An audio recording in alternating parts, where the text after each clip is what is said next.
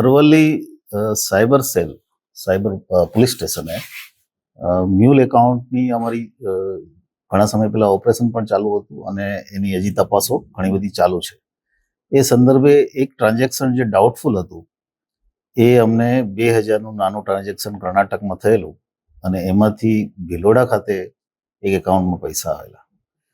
એના આધારે ભિલોડાનો જે વ્યક્તિ છે એની પૂછપરછ કરતા એના તરફથી અમને વિગત મળી કે અમદાવાદમાં કોઈ જૈન કરીને છે એ વ્યક્તિ આ પૈસા મંગાવે છે. આ જે જૈન છે એ નામ ખોટું હતું. ડિટેલમાં તપાસ કરતા આવો કોઈ વ્યક્તિ કઠવાડા અમદાવાદમાં હાજર ન હતો.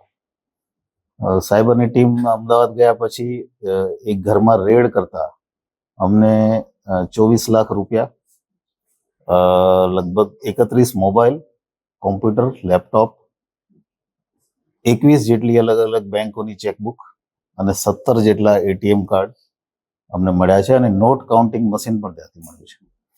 એના આધારે જે મકાન જેનું હતું એની વધારે ડિટેલમાં પૂછપરછ કરતા અમે 2 આરોપીની અત્યારે ધરપકડ કરી છે. એક છે દિનેશ માળી કરીને, જે મૂળ રાજસ્થાનનો છે, અને બીજો છે મહેન્દ્ર કુમાર દેવાસી.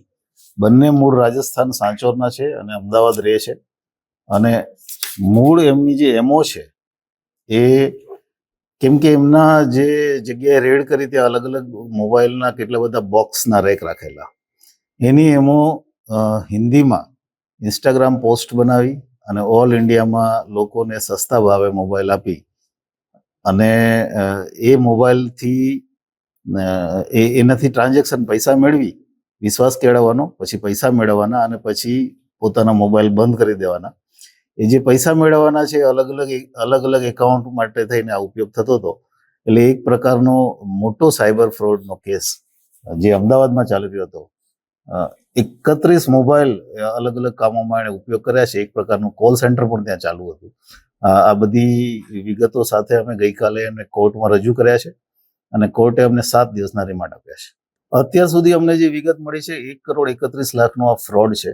પણ આ ફ્રોડ વધારે હોઈ શકે છે કેમ કે અધર સ્ટેટ્સમાં જ્યાં એણે આ ઇન્સ્ટાગ્રામ, કારણ કે પોતે હિન્દીમાં બધી રીલો બનાવે છે, એટલે જ્યાં ઇન્સ્ટાગ્રામ એકાઉન્ટ્સ અધર સ્ટેટ્સમાં જે ફ્રોડ કર્યા છે એ અમે સેન્ટ્રલ ડેટા સિસ્ટમ જે છે એમાં અત્યારે વેરીફાઈ કરવું પડશે અને એના માટે થઈને જ અમે રિમાન્ડમાં એનો ઇન્વેસ્ટિગેશન કરવાના છે. અત્યાર સુધી એના જે ઇન્ટ્રોગેશનમાં જેટલી વિગતો મળી છે એમાં કોઈ પણ લોકો જે સામાન્ય લોકો હોય, ખાસ કરીને નાની મોટી મજૂરી કરતા હોય, ચાની લારી ચલાવતા હોય અને એમને 10% આપી દેવાનું અને ત્યાર પછી બાકીના પૈસા પોતે લઈ લેવાના, આ પ્રકારની નિયમો હોય. કોઈને કોઈ રીતે વાયા ક્યાંક કોઈ નજીકમાં નોકરી કરતો હોય, કોઈ એનો ફ્રેન્ડ હોય, આખી સ્કીમ બનાવેલી MLM ટાઈપની કે તું 4 બીજા એકાઉન્ટ લઈ આવ તો અમે તને આમાં પણ કમિશન આપશું, એમ કરીને એને આખું નેટવર્ક.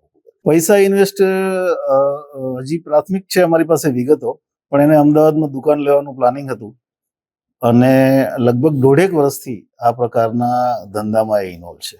અમને એક POS મશીન પણ આમાં મળ્યું છે જે કાર્ડ સ્વેપિંગમાં એનો ઉપયોગ કરતા.